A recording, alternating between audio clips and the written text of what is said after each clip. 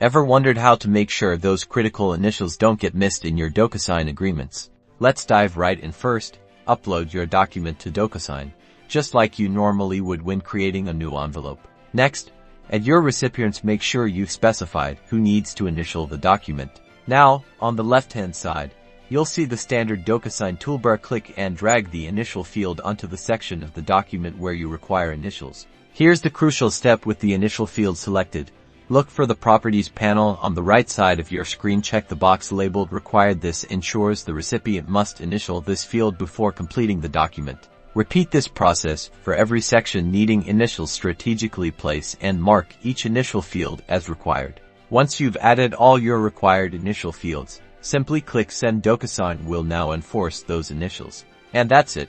Now you can rest assured knowing those critical initials are captured on every important agreement. Be sure to subscribe for more Docusign tips and tricks.